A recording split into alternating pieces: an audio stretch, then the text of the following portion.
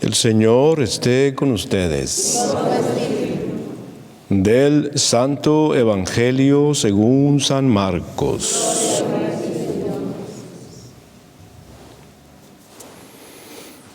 En aquel tiempo se acercaron a Jesús los fariseos y algunos escribas venidos de Jerusalén, viendo que algunos de los discípulos de Jesús comían con las manos impuras, es decir, sin habérselas lavado. Los fariseos y los escribas le preguntaron: ¿por qué tus discípulos comen con manos impuras y no siguen la tradición de nuestros mayores? Los fariseos y los judíos en general no comen sin lavarse antes las manos hasta el codo, siguiendo la tradición de sus mayores. Al volver del mercado, no comen sin hacer primero las abluciones, y observan muchas otras cosas por tradición, como purificar los vasos, las jarras y las ollas. Jesús les contestó: qué bien profetizó Isaías sobre ustedes, hipócritas, cuando escribió: este pueblo me honra con los labios, pero su corazón está lejos de mí.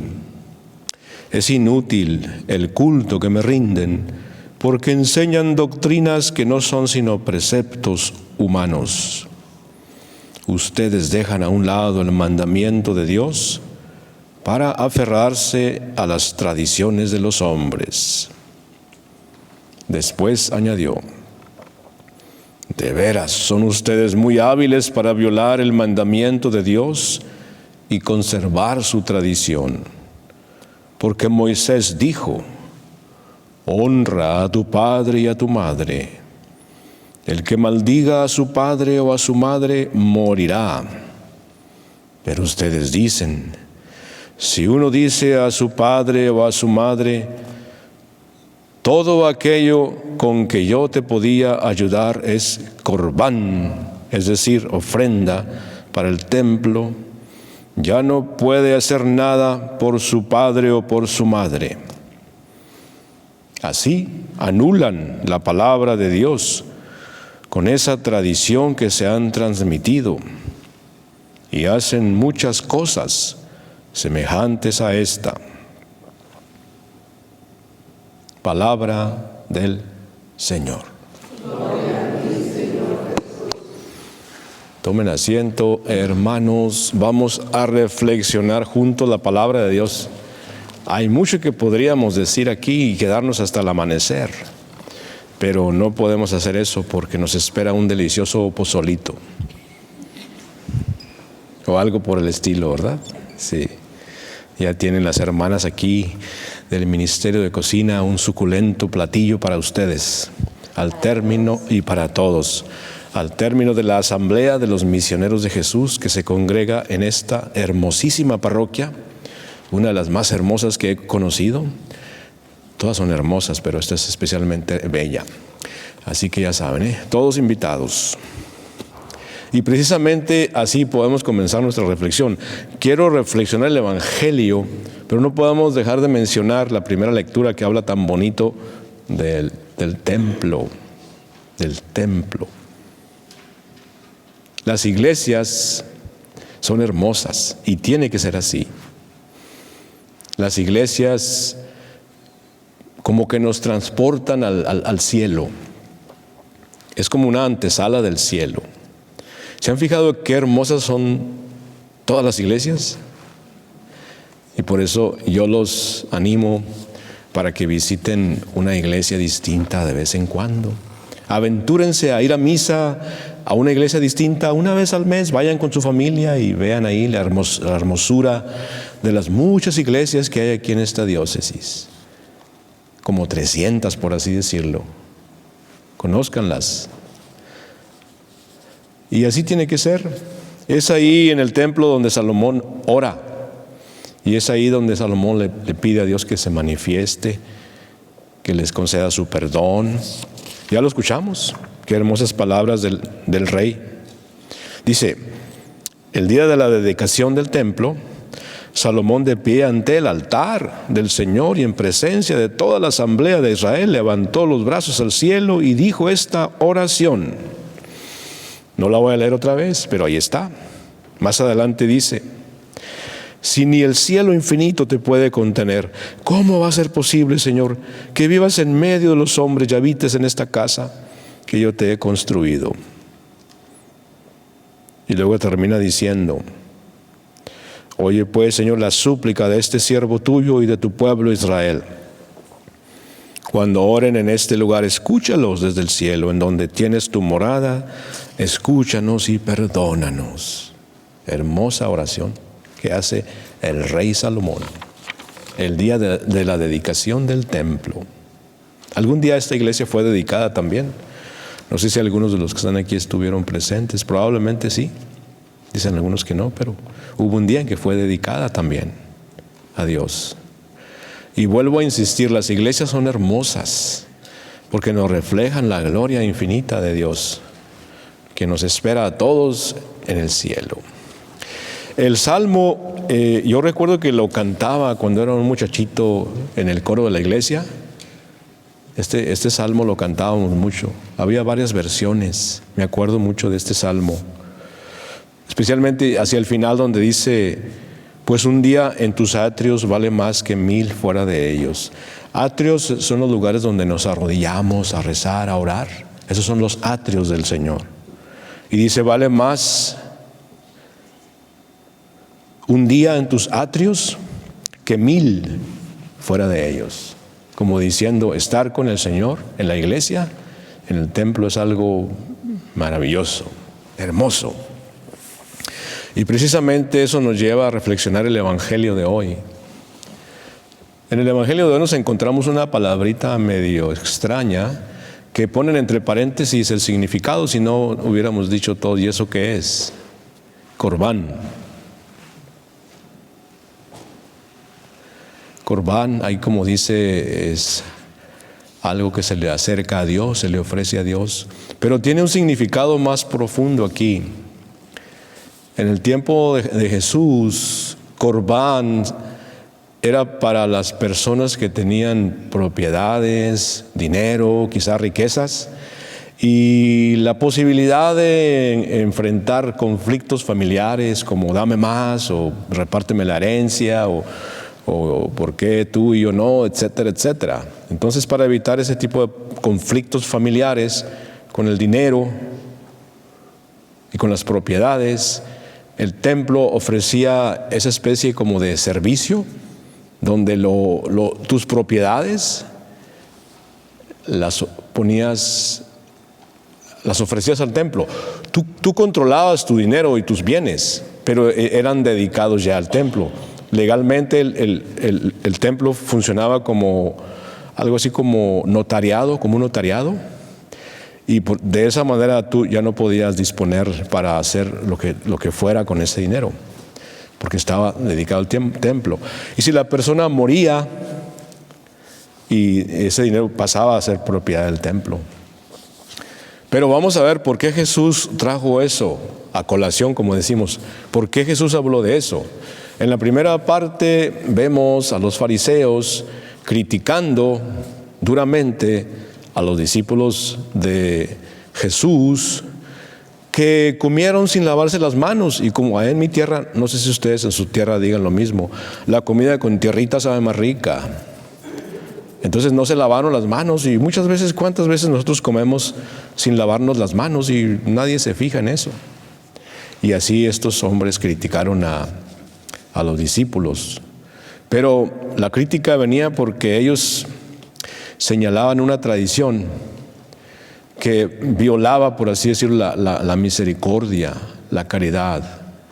Como dijo el profeta Oseas, me ha mostrado el Señor lo que es bueno y lo que pide Él de mí, hacer justicia, misericordia. Y Jesús, por eso los confrontó duramente, diciéndoles, ustedes me honran con sus labios, pero sus corazones están lejos de mí. Y luego es donde comienza a decir esto, el cuarto mandamiento, porque habría personas que ya no querían ayudar a su papá y a su mamá, o se podrían justificar diciendo, no, mi propiedad es Corbán, ya está dedicada al templo, y no le importaría si su papá o su mamá estuvieran pasando hambre. Entonces, aquí Jesús está diciendo, eso no está bien. Y de hecho, el Corbán era una cosa buena, Jesucristo no la está criticando. De hecho, había provisión o posibilidad de revisar el Corbán y de abrirlo para ayudar a quien necesitara. Se podía revisar. Lo que Jesús critica aquí es el desorden, utilizarlo como una justificación para lavarse las manos y ya no ayudar cuando podían y debían ayudar a sus papás. Porque todos nosotros nunca perdemos la obligación y la responsabilidad de apoyar a nuestros padres, papá y mamá. A través de los años así lo entendí yo, este asunto del Corbán. No porque yo ya me fui al seminario, no porque yo ya me voy a ordenar sacerdote o me ordenar un sacerdote, no por eso voy a decir, papá y mamá, pues ahí que se rasquen con sus propias uñas porque yo ya no les puedo ayudar, estoy dedicado al templo. Es una manera de entenderlo. Y eso me va a llevar a una reflexión con ustedes muy práctica. Por ejemplo, el dicho moderno que encapsula esta enseñanza es el dicho que todos conocemos y que nos afecta a todos nosotros cuando decimos, está primero la obligación antes que la devoción. En ocasiones, no siempre, puede haber un conflicto familiar cuando la esposa se refugia mucho en las actividades del templo, pero el esposo no, y no caminan juntos. Y si, por ejemplo, una aplicación del Corbán aquí, que se les voy a decir bien clara para que quede bien entendida.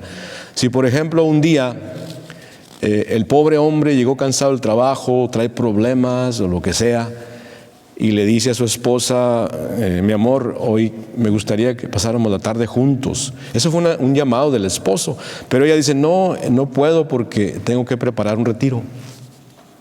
Es un ejemplo del Corbán. Ahí está primero el deber hacia la presencia, estar presente. Pero también no quiere decir que vamos a abandonar las actividades de la iglesia. O sea, tiene que haber un equilibrio. Lo que Jesús está diciendo, no utilices tus deberes religiosos para ignorar tus deberes familiares. Así de sencillo. Es algo que en la iglesia vemos de todo, ¿verdad? Si hay problemas en el hogar, a veces la mujer se refugia en la iglesia y no tiene la culpa, simplemente no han podido resolver los problemas y es mucho más fácil estar en un retiro que estar lidiando con un esposo difícil. Ahí en ese caso es evasión. Por lo tanto, lo más ideal y lo mejor es cuando él y ella caminan juntos. Cuando él y ella caminan juntos, cuando van juntos en las cosas de Dios. Porque así los dos van recibiendo la sanación, la curación, la guía del Espíritu Santo. A veces no se puede, yo sé que a veces no se puede. Y no todas las personas que andan en la iglesia están evadiendo sus responsabilidades. Hay mujeres que siempre van solas y está bien con el esposo. O sea, no todos los casos son iguales, ¿verdad que no? No. Pero sí ha habido, yo he visto situaciones en las que a veces el esposo se cansa, ¿verdad? Y puede ser fuente de conflicto intramarital. Para mí en lo personal, y yo siempre se los digo, ¿verdad? Si tienes esposo, tráetelo a la iglesia. Si tienes esposa, llévatela a la iglesia. Y hagan juntos de vez en cuando un retiro, pero en pareja, porque hay retiros que son para ella y son para él. Por ejemplo, cursillo para mujer, cursillo para hombre, cursillo para otros retiros como por ejemplo Emaús, que separan hombre y mujer. Pero hay muchos retiros que son para los dos también. Y yo pienso que podrían y deberían de intentar caminar juntos en la medida de lo posible. Como una vez le decía yo a una señora, no en esta iglesia, no en otra, le decía, llegaba siempre con sus 3 hijos. Y le digo, oiga, disculpe señora, ¿usted es madre soltera? Y dice ella, no, ¿por qué, padre? Pues yo no conozco a su esposo, le digo. Usted viene a la iglesia, pero viene sola. Y ya fue, habló con el esposo. ¿Y qué creen? El siguiente domingo ya estaba ahí. Entonces, si tienen cónyuge, porque un profesor me dijo, no se dice cónyuge, se dice cónyuge. Ah, caramba, yo siempre decía cónyuge, pero un profesor me corrigió. Dices, así que si tienen cónyuge, me corrigió, y corríjanme también ustedes si me equivoco en algo.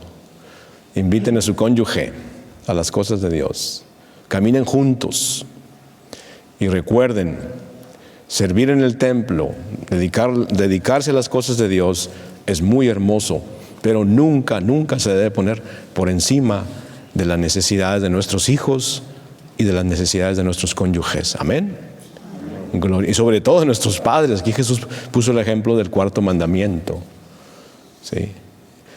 Como ejemplo práctico, yo recuerdo que yo siempre traté de ayudar a mis padres en la medida de lo posible. Ellos ya pasaron a una mejor vida, pero siempre traté de ayudarlos en la medida de lo posible, espiritualmente y materialmente, dentro de las poquitas posibilidades que yo tenía, ¿verdad? Porque hay muchas maneras de ayudar. No siempre es dando cosas. Sí, tapaba las goteras del techo cuando iba, les cortaba la hierba. A mi papá le puse unos manubrios para que cuando caminara a subir los escalones se agarrara. O sea, muchas maneras de ayudar, con mostrarles a ellos ese honor y ese respeto que les debemos. Porque aquí en la tierra no hay ningún ser humano más sagrado que nuestros padres. Amén. A ellos les debemos nuestro ser. Por eso siempre debemos de ayudarlos dentro de lo posible y en un balance con discernimiento, ¿verdad? Yo quisiera hablar más, ¿verdad? Pero no sé si tengan tiempo. Nomás quisiera poner un ejemplo. Es un poquito duro el ejemplo que les quiero dar. A veces también hay personas, no quiero decir ya papá o hermanos o primos, que también no saben cuidar, no saben ahorrar, ¿verdad? Y tú, si les vas a ayudar, pues tienes que también tener discernimiento, ¿verdad? Porque si le das a alguien y esa persona gasta todo y gasta pronto, pues obviamente estás generando un monstruo ahí, ¿verdad? Todos tenemos que tener responsabilidad también con nuestras finanzas, ¿no crees? Tenemos que ser cuidadosos también, ¿sí? Entonces, a veces también en la familia hay personas, hermanos nuestros, que necesitan más que otros. Hay quienes no necesitan, pero hay quienes sí de plano andan por los suelos. Entonces tenemos que también nosotros ver cómo y a quién vamos a ayudar. Queridos hermanos y hermanas, espero que esta reflexión les haya dejado algo, ¿ok? Y eso es todo lo que quería decir por ahora.